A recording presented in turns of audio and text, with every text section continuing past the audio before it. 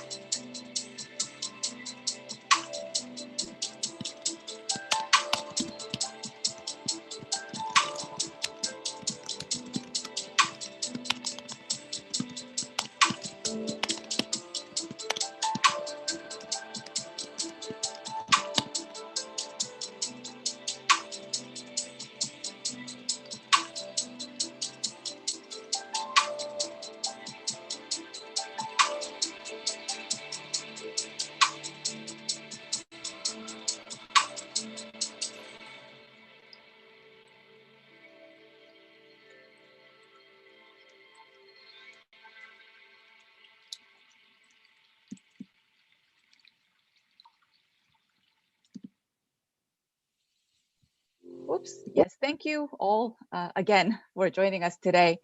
We are very excited to have such a diverse group of actors working hard on social impact joining us today.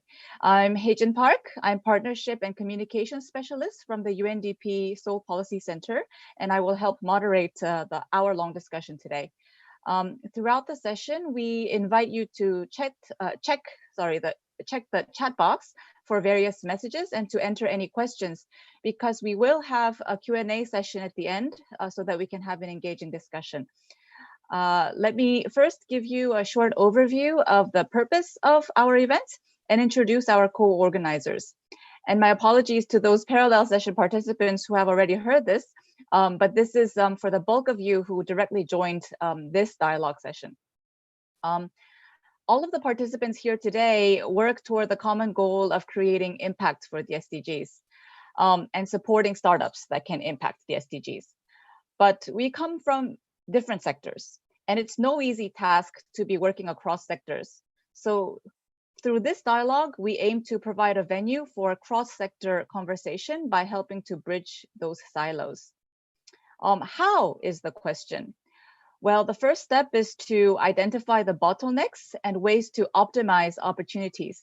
And for this purpose, 4 city-by-city parallel mapping exercises were held just prior to this dialogue, where impact stakeholders, including investors, accelerators, startups, the academia, and international organizations, collectively analyzed their respective local ecosystems, which were Bangkok, Ho Chi Minh City, Seoul, and Singapore.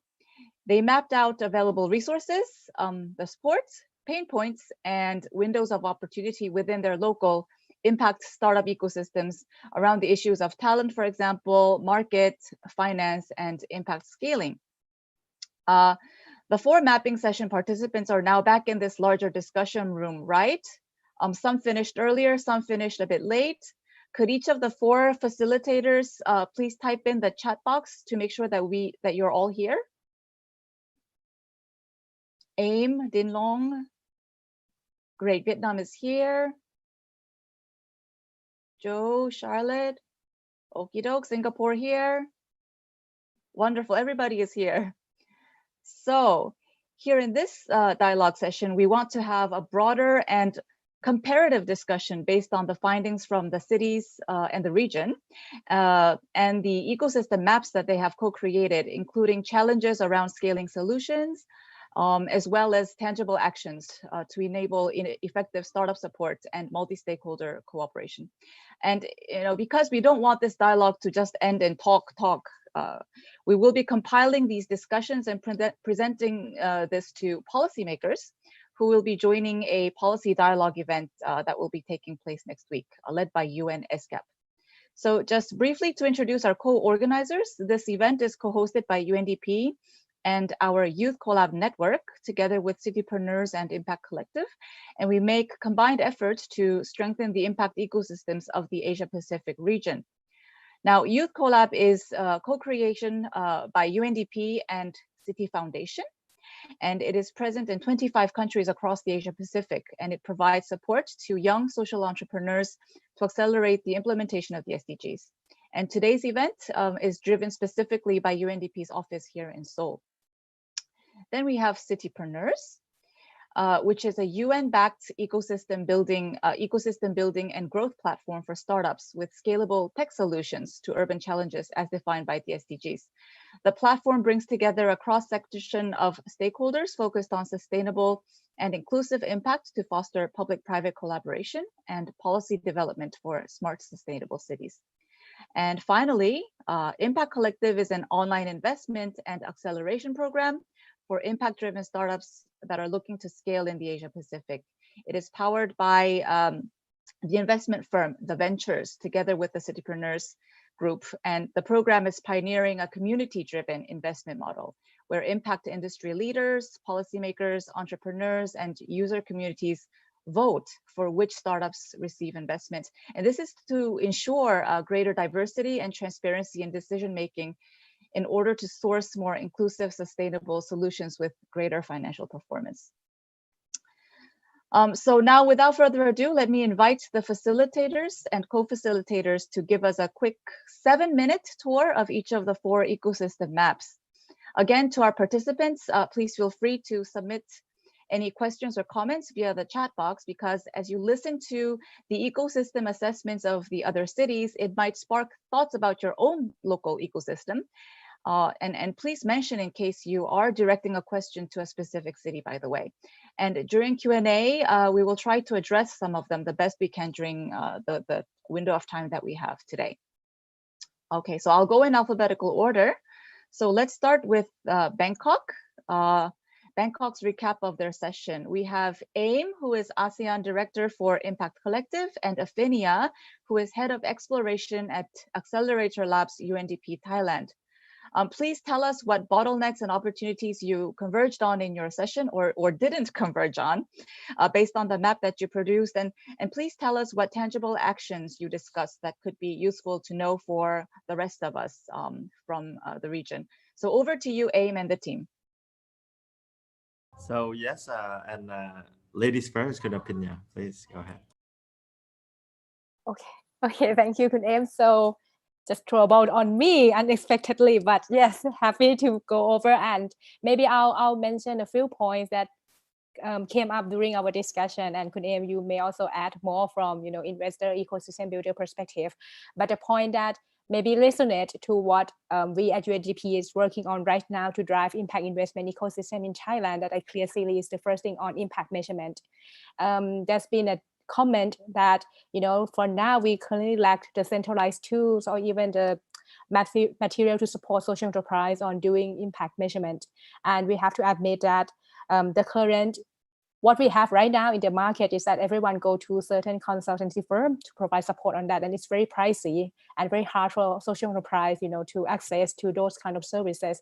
And these tools is the key part of like driving impact investment, because it's like a chicken and egg problem. You have to do impact data, you have to report that in order to attract those to impact investors. But once you can't do that, then you just can't get anywhere. It's the same as when you have to do financial return to pitch for typical investors. So likewise, you have to do the impact data. And what I've shared is that at UNDP Thailand right now, we work closely with local players such as SE Thailand Association, Kunda also here with us, and also Change Fusion, which is a leading ecosystem builder in this area, and also the Security and Exchange Commission, on trying to develop a centralized software or platform to do impact measurement and management based on all the globally recognized standards, for example IMP and the IRIS price indicator linking to SDGs. So these are the tools that we have, and globally we have the tools that we call business call to action impact lab.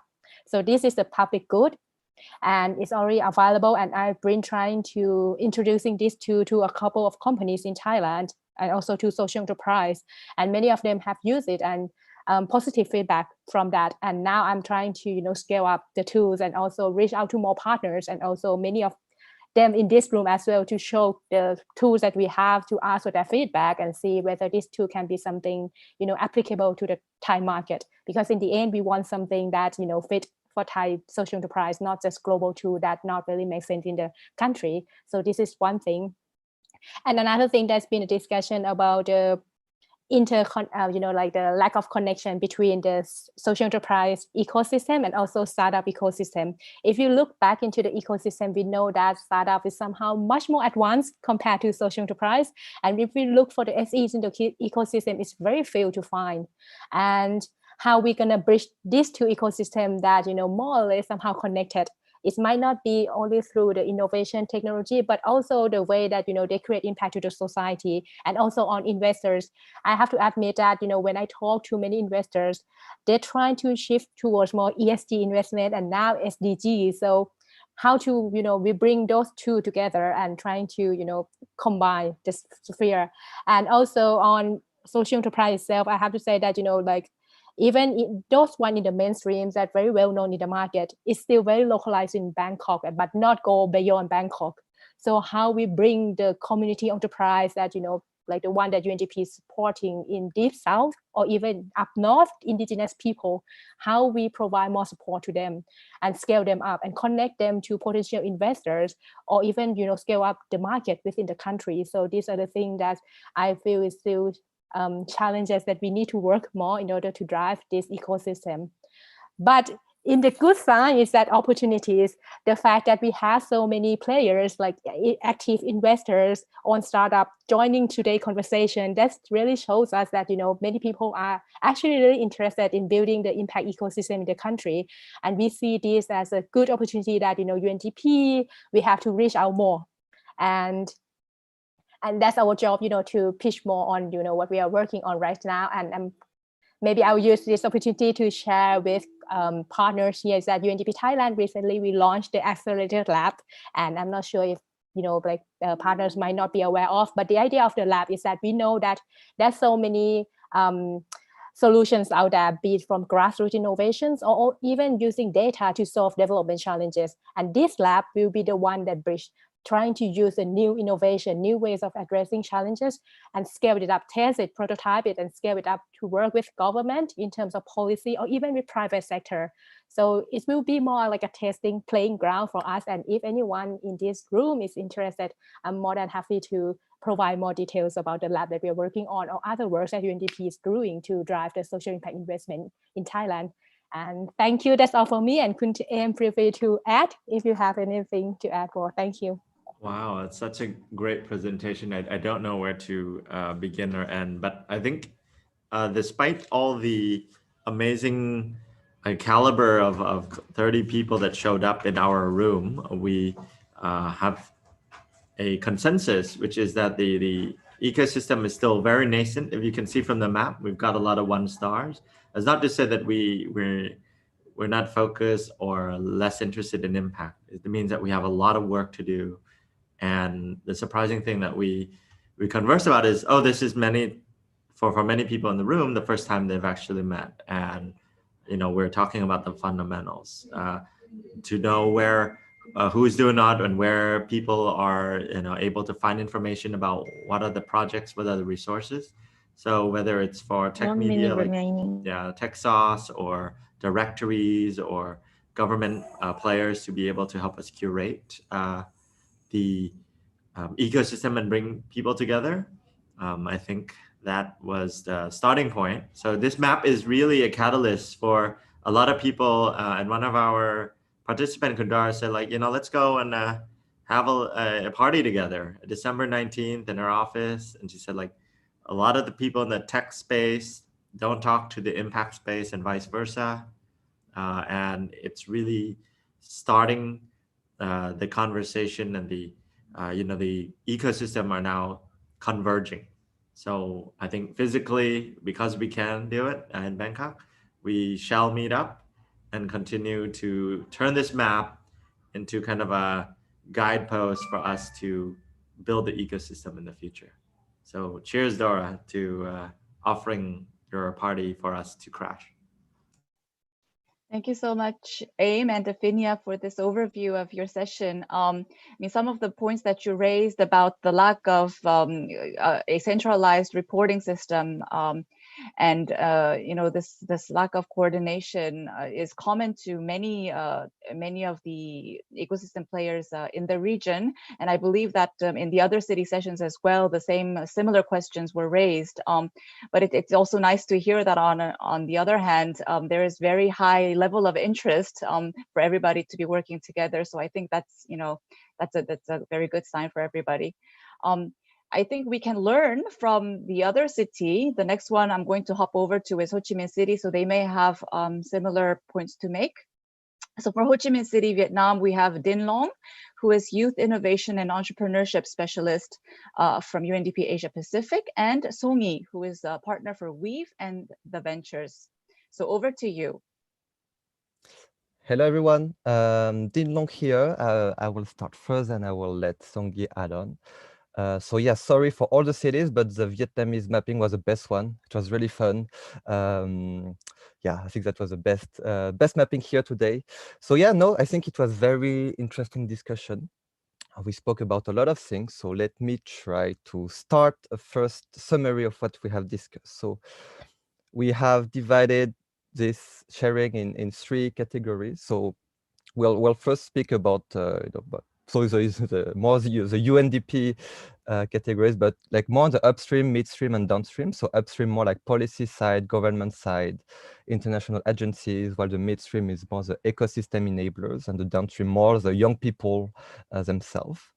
And for the upstream side, so the policy making, government, I think there was a consensus. I mean, many people discuss that government should play a better role, a bigger role in terms of encouraging impact-driven businesses, enterprises, or startups, and also having maybe more incentives for impact startups.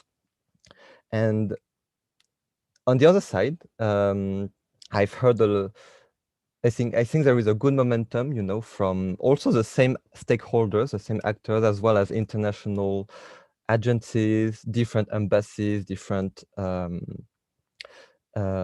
also as well from the government, a big momentum on them willing to support impact entrepreneurs.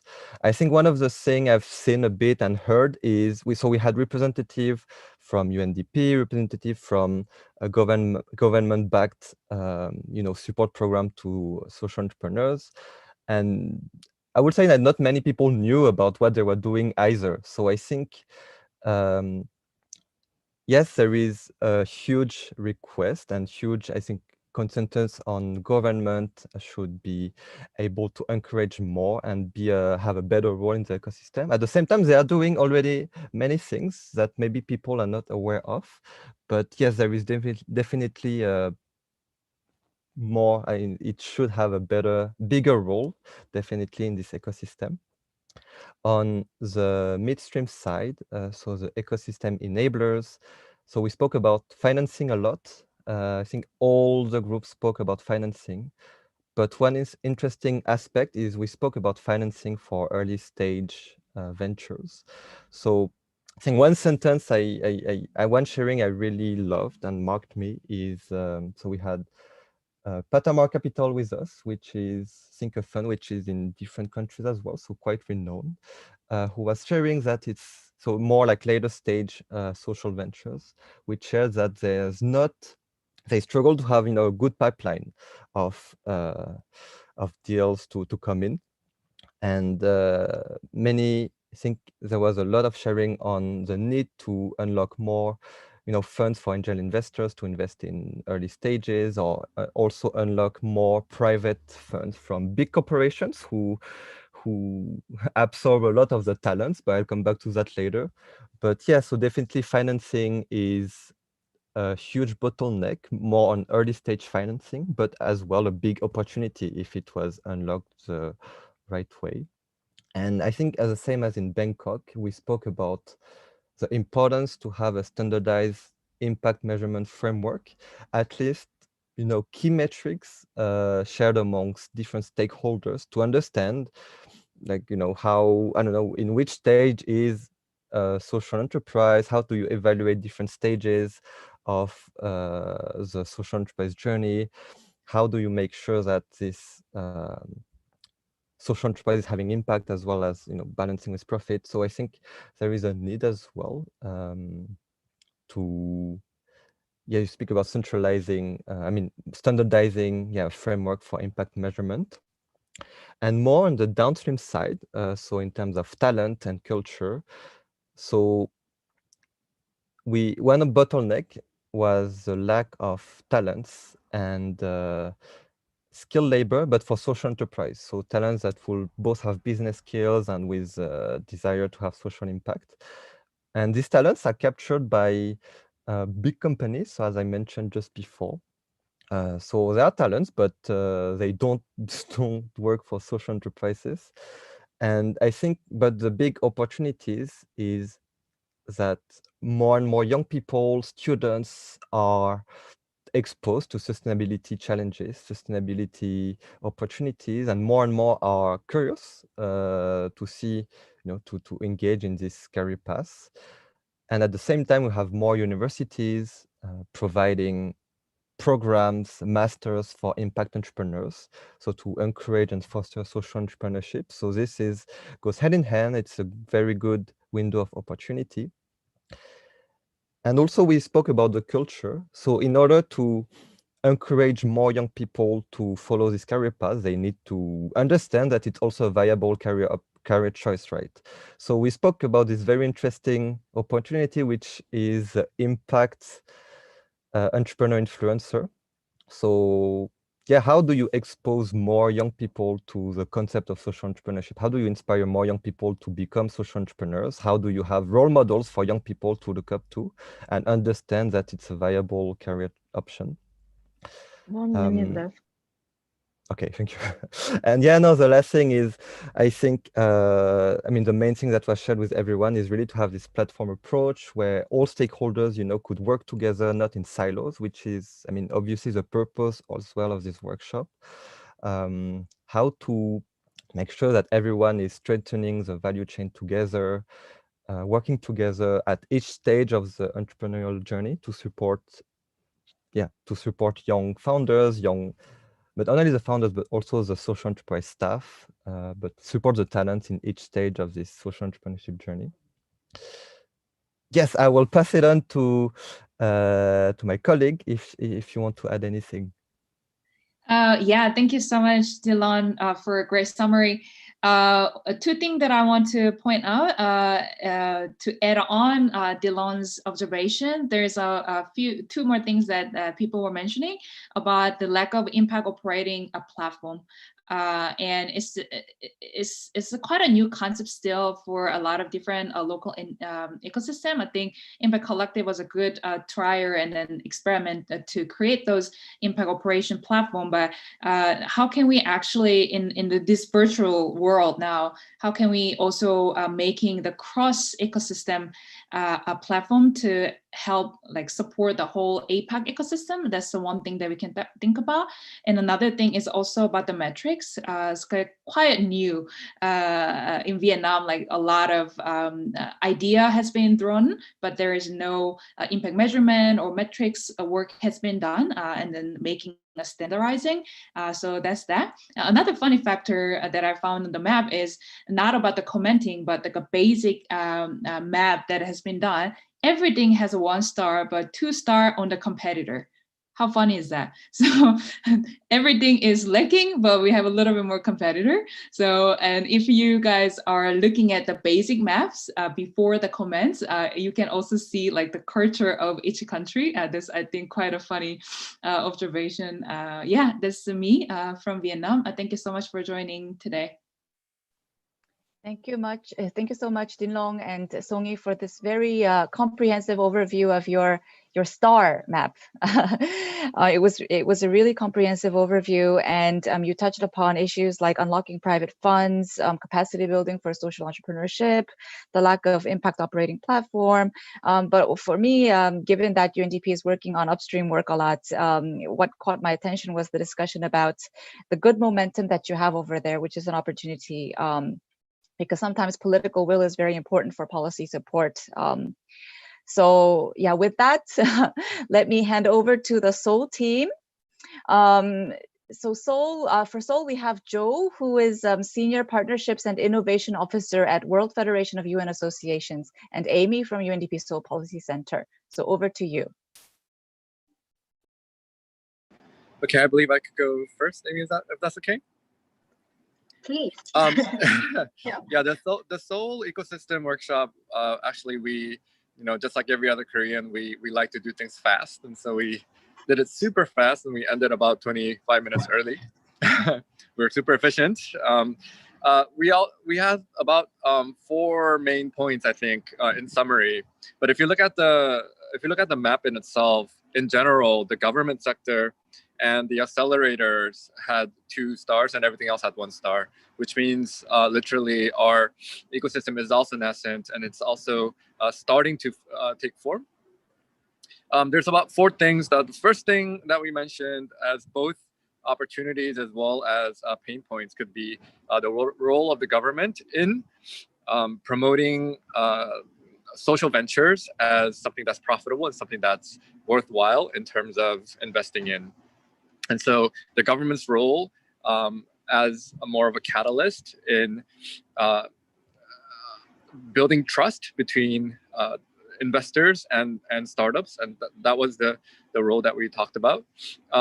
We also talked about government trying out some already tested and true methods like guaranteeing some investments, otherwise taking on a more creative role in terms of blended investments and other new types of investment structures that has been in testing with other countries.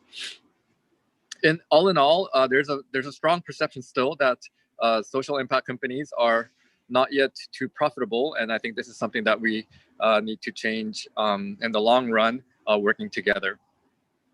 The second thing that we discussed was about the SDGs as from the consumption side, and we mentioned how the SDGs could become a lifestyle, and it could very well be a more expensive lifestyle compared to a more perhaps cheap, efficient, practical choices. And so we were thinking about how it would be possible to make choices more easy for ethical consumers and how we also need to work on education, which is our third point, through media and education systems in creating youth and also a consumer base that would buy the products that these impact suppliers and impact companies would be producing.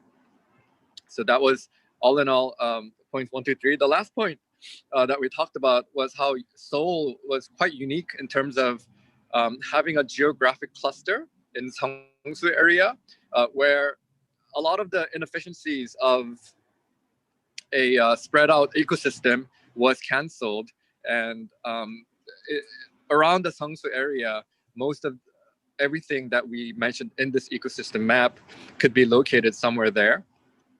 I mean, not everybody centralized, but that was a very unique strength that Seoul actually utilized in order to overcome some of these inefficiencies that could exist in the Seoul ecosystem. That's actually it for me. We had a very good representation of startups, investors, researchers, evaluators, media, international organizations and foundations in our group. And I think we had a very diverse conversation, although we did get cut short quite quickly. Amy, if there's anything you wanted to add, this is your opportunity. Sure. So adding on to Joe's key takeaways, I will go really quickly on some of the points that were interesting and should be raised. So one is so there are still a lot of investors who cannot really differentiate between some impact making and also like profit shifting. So like how startups, especially impact driven ventures, they need some support in mentorship and some as well as acceleration. There was this point raised that for investors, there should be some sort of education or capacity building program so that they are more aware of this impact ecosystem. And also another pain point raised with the government support was that the government should also try to support not just the early stage ventures, but also those who are in their mid to long-term growth stages so that their growth can be more sustained. And the last point is that difficulty of impact measurement when it comes to measuring the impact-driven ventures outcomes or their performances, because this question would be really critical to UNDP as well, as there is this initiative run by UNDP called Business Call to Action, where we are trying to collect some tools of impact measurement and try to help businesses align with the SDGs. So likewise, there should be more coordination and discussion at national and both regional level to take place more. So I guess that sums up our discussions from the Seoul deep dive. So back to Hae-jin. Thank you so much. Thank you so much, Joe and Amy. I think we're starting to see, a pattern here of common bottlenecks that cities are identifying, and also some unique aspects. I mean, in the case of Seoul, SDG as a lifestyle, I mean, in a way, this is sometimes missing from the main ecosystem discussions, and also the fact of having a centralized geographic cluster. I think that is definitely a strength. That could be a model for other parts of the region as well. And it's a pity that you had to rush through your session in just 1 hour. So hope the discussion will continue through other platforms in the future. And with that, I just want to hand over now to Singapore. For Singapore, we have Charlotte and Irene, both from the World Federation of UN Associations. Over to you, Charlotte and Irene. Thank you, Hae-jin. I'll be doing the presentation for both Irene and I. We had an extremely awesome session as well. One of the key things actually that kind of contrasts with what you were saying for the other sessions is that in terms of standardized metrics, we actually had a different idea, which was that since startups have quite or are quite likely to pivot their business models, there was opinions expressed around having more flexible and lean metrics for startups in order to ensure adaptability. And so that was in contrast to more standardized metrics, which our participants mentioned are a bit more appropriate for more mature businesses that already have the resources to integrate these into their framework. And building upon that, they called for a stronger community-driven effort to develop these flexible flexible metrics to adapt given different business models that are offered. And so that was one of the points that I thought stood out compared to previous presentations. The other was reinforces what has already been discussed around the idea of breaking down silos.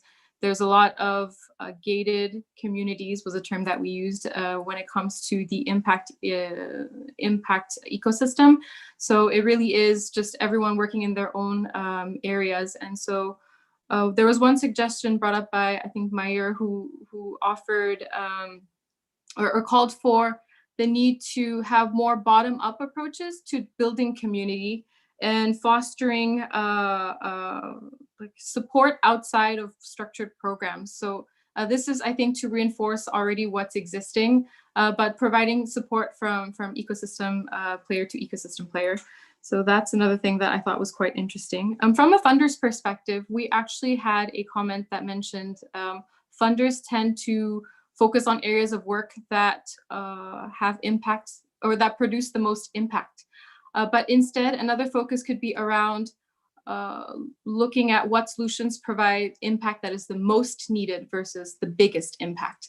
And so I thought that was really strategic, just because it does emphasize that given different local contexts, impact needed will differ. And obviously there's a bigger opportunity for funding in these areas, which can also cater to the local context. And so along with that came a comment around the need to explore alternative ways of funding in order to diversify growth pathways for startups and entrepreneurs working around impact.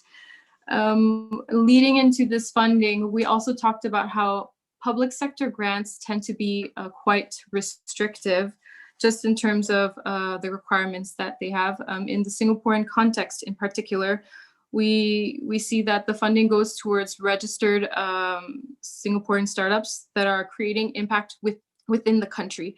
And so there were comments around how instead we should be looking at the impact that can be generated throughout ASEAN and potentially placing Singapore as a hub to help generate this impact throughout the region. So it seems like there's a lot of efforts around that, especially since it seems that the public sector is providing funding into impact generated locally. A lot of the private investors then in Singapore tend to invest for impact solutions abroad in other countries, which I thought was a really interesting thing, but it's, just because it's usually you get more bang for your buck from my understanding. I'm very happy to get some of our participants to jump in a little bit. But I think just to wrap it up, because I know that we are running a bit short on time, the last one would be about how, although grants are a bit restricting, there was one best practice that our participants shared around matching, so matching funding. So this is where we have government providing a matching scheme to every private investment that is generated. And it seems like it brought in a lot of private investors into Singapore that were interested because they knew that just by default they would get support in supporting whatever venture they were interested in. Around that, I think the last point that I would mention is that there seems to be quite a strong presence of entrepreneurship in Singapore in the media, but that not enough emphasis is placed on impact entrepreneurship. There are not enough best practices or star entrepreneurs or solutions that are shared, and so that's also an opportunity that we can potentially leverage. I would like to invite perhaps, is Mayur still on the call? Okay, it's okay. Oh. Hello? Yes, I am. Yes, I also wanted to call you in to maybe talk a bit more about when you were mentioning your point on data collection and the need to like find a way to share the data and make it open to the ecosystem. If you wanted to expand on that, I thought that was a great point that our partners at UNDP would probably benefit from. Sure, thanks a lot. I think I'll quickly keep it brief, but I think the point that we were talked a lot about, like there's impact measurement, but impact measurement cannot be done if data is not collected ground up, because there's a huge issue of data being clean. And I think Patricia also mentioned that in a message to me, that if you're especially working from a bottom of the pyramid perspective.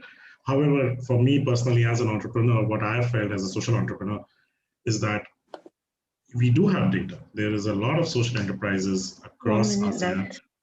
How can we collaborate using that existing data and kind of kickstart that collaboration from a ground up perspective, and not based on some big study which is done using approximations and market research? So how can entrepreneurs come in, social entrepreneurs come in, and we have to be, of course, willing to share data at an aggregated level.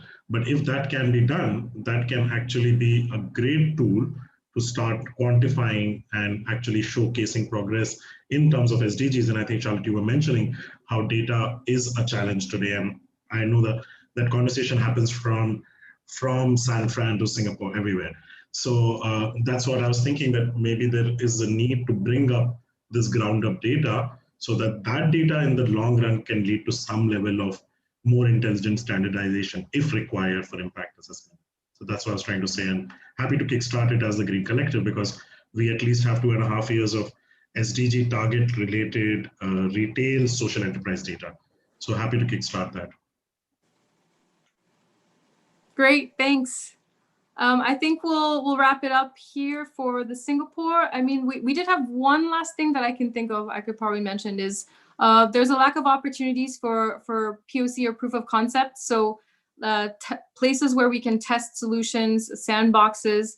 This was brought up by one of our entrepreneurs or founders that was looking to find ways to have proof of concept. So I thought that was also a pretty important point to bring up.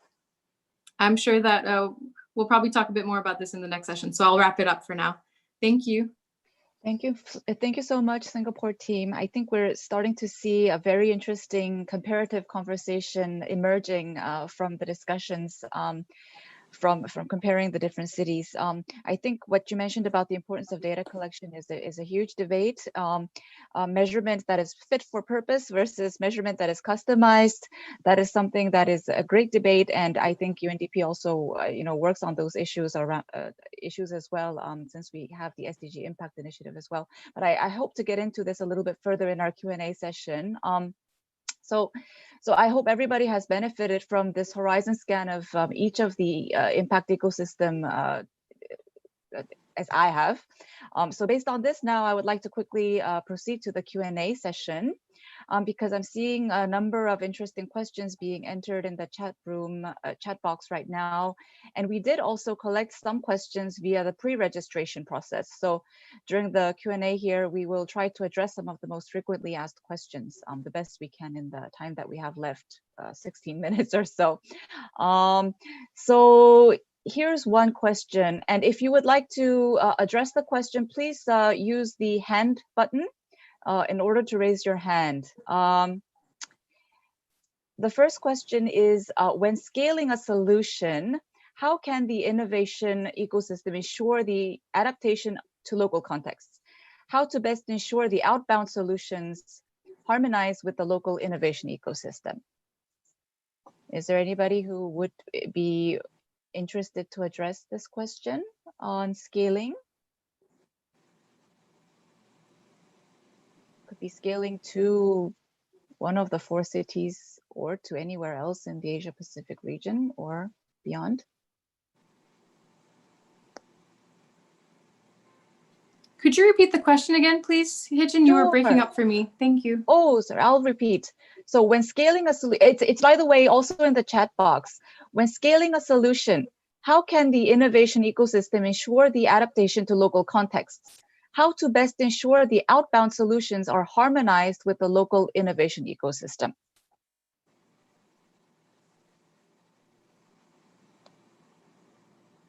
Do you think maybe Thailand wants to pick this up? I know many teams, many social enterprises, startups there, also looking at the possibility of scaling. Yeah, so just to add on that, as in Impact Collective, I help coordinate with our regional partners in all the 4 cities mentioned here to help all the 80 plus teams that we work with go to the market. One of the things that we see that's unique in Thailand is that if you've looked at the ecosystem map, one of the things that might not be clear that stands out a lot is we actually have a very strong corporate innovation ecosystem. And anywhere you go in this particular market, you have to work with a very established player and brand. Luckily, some of the most largest companies on our stock exchange actually have a strong circular economy mandate. The likes of PTT, our largest oil and gas company, and a conglomerate that's over 120 years old called Siam Cement Group. So what we're seeing is that the organizations that were trying to come through Impact Collective were asking me, how are some of the best ways to land? And I think the answer is always, yes, you need to look at this ecosystem map, but you need to talk to players as well, the folks on this call, to really understand beyond the literature and all the news, what actually goes on and how to actually get a strong, solid footing, not just to find a co-working space or hire someone amazing, but really enter the market with a ton of support. And in our local market context, our corporates are the most prolific investors. So it's a great strategy that some of the companies that I'm working with have started to make some inroads. So I think that's an example of why these sessions are so important. And I think there was another gentleman who said, whenever anybody convenes, we should always create a WhatsApp group or some sort of community. And I think the Impact Collective, we have our own little channel called Moyam, where over I think 1,000 community folks are hanging out, and we love to carry on some of those discussions over there as well. Thank you so much, Aim. And to what you just said, I just wanted to add also that UNDP and our office in Seoul specifically, because I work here, is that we work on also trying to help scale, the solutions of Korean startups to the region and beyond by leveraging the network that we have. I mean, UNDP has a presence in 170 countries. And one of the ways we do this is trying to put our startups in close touch with the public sector. And sometimes that conversation is a bottleneck that we need to help to help bridge. So yeah. With that, I want to then skip to the next question, because we had another question in the chat box. And the question is, this is the topic of today's session, isn't it? How can we collaborate better in the ecosystem? But most importantly, what are some best practices? Do we see some clear best practices that could be adopted by others? Does anybody want to take that question? Actually, there was an example brought up in the Singapore session that was quite interesting about collaboration. I think Mayur also talked about it. I'll just hijack it, and Mayur, feel free to add on if I miss any points. But it seems like to promote collaboration, this idea of building up like bottom-up community is really important. And there was an example about an event that happens in London called the Impact Breakfast, at which any person who's interested in creating impact can go to this breakfast, and they guarantee at least, I think, 3 people that are interested either in investing or connecting you to other people within the network. And so the outcome of this is that they commit to take action after they've met you. And I think that this idea of bottom-up approach and really getting stakeholders to come together and work towards bringing impact interested people into the field, or giving them the necessary connections that they need to either access public sector or private sector is really important. This idea that communication and breaking down silos, I think, is really important. And it seems like this London event is quite popular, and I think very interesting to look into. So I highly encourage all of you to Google it and see if it's possible. And given that we are in a pandemic situation, this is something that can be translated virtually. I think the Impact Collective community, I think, has been quite successful in mobilizing different stakeholders across Asia Pacific. And so when it comes to scaling, we could interpret this type of activity to bring stakeholders from different local contexts into rooms where, or Zoom rooms where we can connect from a distance, so that we can connect with the best people available within local ecosystems across the region. Mayur, would you like to add anything to this point?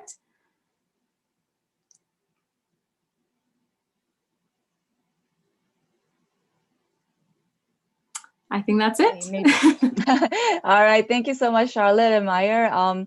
Yeah, so there's the London model, but there's also the Impact Collective model, which is serving exactly this purpose. So we hope to take this conversation forward in the future as well. One other question that was in the chat box, but also in the pre-registration, because this is a topic that is sort of relevant to everybody these days. What lessons learned from COVID-19 can be adopted to make impact startups more resilient and the innovation ecosystem ready for potential future crises? So this is the hot topic. Everybody's talking about it. Anybody want to pick that up?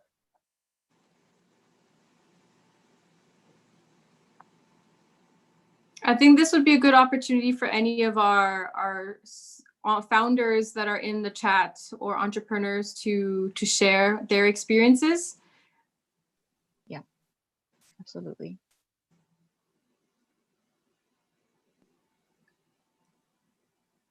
I'm Don't be just gonna shy. call out, call out the name that I know, Connor from Liquid Star, if you want to share.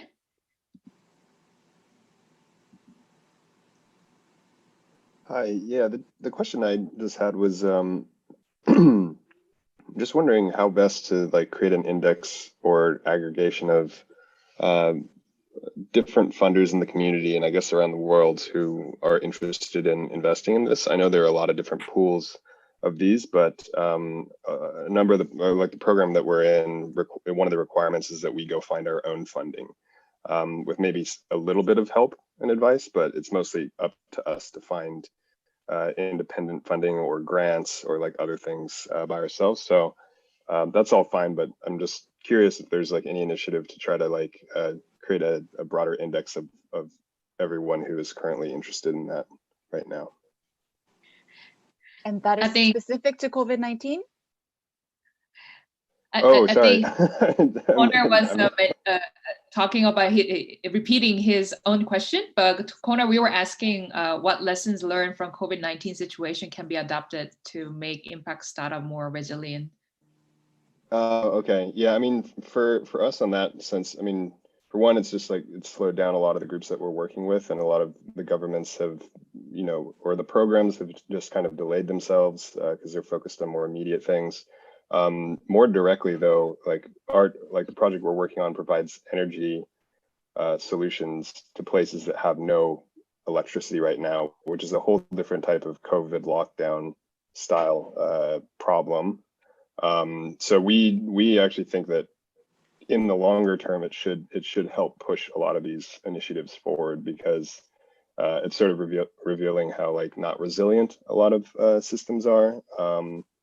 But yeah, I think at least for us, it's just more patience to allow some of these things to follow through, and then the solutions we provide can kind of support like whatever's built in the aftermath, or like how things are sort of reconstructed afterwards. Sorry, that makes sense. Sure, thank you so much. I mean, this COVID-19 and any crisis, I mean, this is really impacting, you know, these startups, certain sectors more than others. But I think this is why multi-stakeholder partnership to tackle these crises is especially important in these contexts. I do have a quick view, if I can chime in on some of the lessons we've Of learned. course. So at Outpost, we're trying to modernize street food vendors. So what we found out is that prior to COVID, street food vendors, given the hygiene issues and all that, people tend to look down on that industry. But what we've realized post-COVID is street food vendors are seen as a way to absorb unemployment. And so we've seen a surge from other social organizations who are looking to for a way to operationalize their own impact program, right? So they're great at having beneficiaries asking for help, but they don't have the impact program to operationalize that help. And so we suddenly became like this source of providing a turnkey solutions to social organizations to help turn their beneficiaries into micro business owners and generate self-employment. So that was an interesting twist for us during COVID, and that is social organizations are actually who are trying to help their own communities weren't really best equipped to do that. And so if only we had done more work prior to COVID, us as a startup, to raise more awareness about what we're doing to the social organizations, then we could have been there earlier to offer help, right? So yeah, I think as much as crisis can be an issue, but it can also be an opportunity for us to really showcase what we can do and step up to the plate, right? So that's been our experience with COVID. Thank you so much for ending that discussion on a positive note. As you say, any crisis can be also turned into an opportunity. And that's an important message for everybody here. I think I'll just take one last question because we're now reaching the end almost. And this question, I want to direct it to Joe. And this is the question. I heard this was the second time Seoul has done the impact ecosystem mapping exercise. What are some changes made from last year? And I'm directing this to Joe because he was actually the mastermind of this format last year. So maybe Joe, you have, could you make a few share your insights on this? Yes, very happy to. This is the second time doing this, and I was actually surprised to find that so last year, the way that we collected data was through expert collection. So only about 4 or 5 people actually got to participate in creating this map. Actually, but this year, when we did it, we found out that, we had much more participants in terms of collecting the data, and the overall sentiment was much more negative than it came out last year. Even though within the 12-month period, we had a full-out release of impact funds by the government. There's so much more money available now than it was a year ago. And so the metrics should have gone up, but I don't see that. And also there was a reduction in the number of early stage startups, at least perceived. And so that was a huge, I think, eye-opener for me in grasping reality, the difficulty of grasping the reality of an ecosystem, that it needs to be done together as a group. But I would also like to touch up just a little bit on what was just being discussed right now. COVID was a very unique situation that we all kind of got thrown into. And I think it served as also a very unique opportunity for literally the rest of the world to look at impact as something more worthwhile in pondering, because overall companies that had very high ESG scores performed much better than companies that did not during COVID time. And I don't want to speak for all startups here, because I know that many startups suffered during this time, especially the one like we just mentioned, the startups that really haven't picked up yet, couldn't find any light during this time, but also knowing that COVID time was a very big time in terms of government spending in emergency use, and a lot of impact startups' purpose aligned with certain initiatives that the government was doing.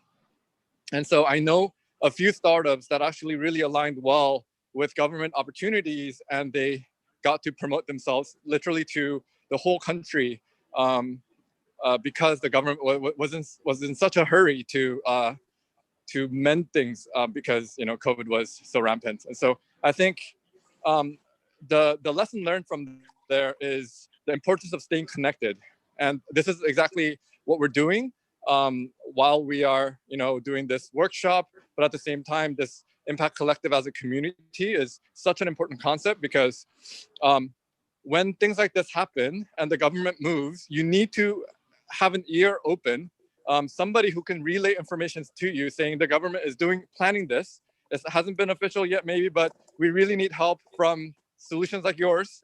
That connection needs to be made prior to initiatives being launched. And so we want to create those close connections so that information could be passed freely, and we could search for the right people much quicker. And as a community, we could start solving problems together. Thank you so much, Joe. I mean, this is really an very important message, and I just want to echo what you said. This crisis is actually putting a spotlight on innovation, on technology, and the role of entrepreneurs for turning the crisis into an opportunity and overcoming this in the long term as well. And so one additional difference from the previous year's ecosystem mapping version, I would say, is that this year we're trying to take this one extra mile by, as I said earlier, sharing this with policymakers in next week's event, and also just trying to sort of bridge this extra mile, this gap that we have between what is happening on the ground and having this heard, getting this heard by the policymakers. So I think that's another thing I wanted to emphasize.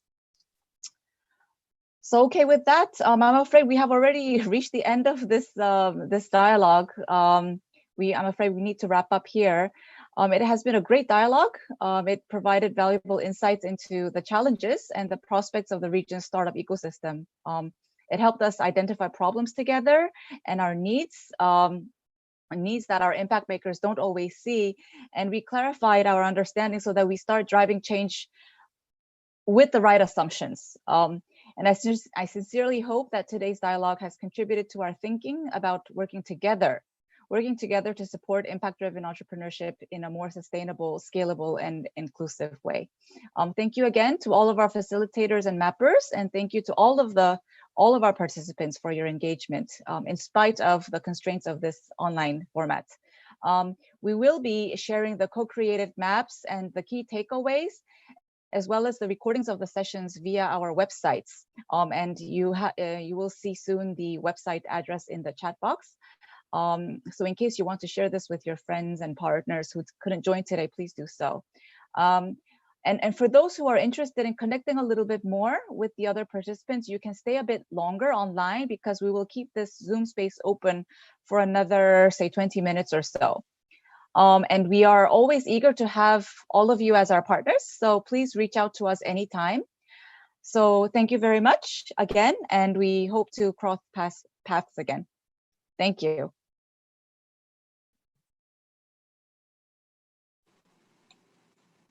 Networking time. Hijin, you did such a great job. Thank you, Hijin. Thank you. Let me hand over to the Vufuna team, who is operating this Zoom space. For anybody who wants to stay on, unfortunately, I need to go, but please stay online and network with each other, get to know each other. Bye-bye. Will do. Bye, Hijin. Bye. Thank you, Hijin. Bye-bye. Thank you. Bye. I mean, there were like some really nice questions. Should we go over some of that? Sure. Yeah. Maybe. Larry, party time. Party time. You like my cat? Marta, do you want to take down the slides so we can see everyone's faces? Yeah. I am not controlling the slides, surprisingly. Yongsop, Yujin? It was me, but I just stopped sharing my